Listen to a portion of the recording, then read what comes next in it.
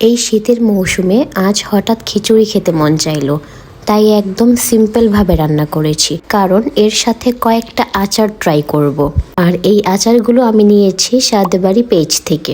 আমি এখানে প্রথমেই চিংড়ির বালা চাউটা একটু পেঁয়াজ মরিচ দিয়ে মেখে নিয়েছি এবং চিংড়ির বালা চাউটাই প্রথমে ট্রাই করব।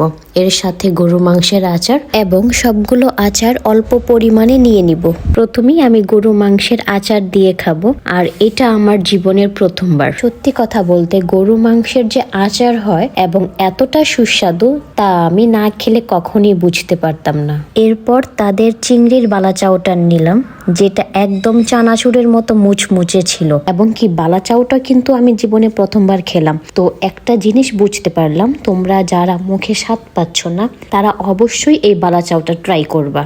সব থেকে বড় বিষয় হচ্ছে তাদের প্রত্যেকটি প্রোডাক্ট ঘরোয়াভাবে তৈরি। তাই তোমরা যারা হোমমেড প্রোডাক্ট নিতে চাও তারা চোখ বন্ধ করে স্বাদবাড়ি পেজ থেকে অর্ডার করতে পারো। মাত্র 999 টাকায় তোমরা এই প্রোডাক্টটি পেয়ে যাচ্ছ এবং ডেলিভারি চার্জ কিন্তু থাকবে সম্পূর্ণ ফ্রি।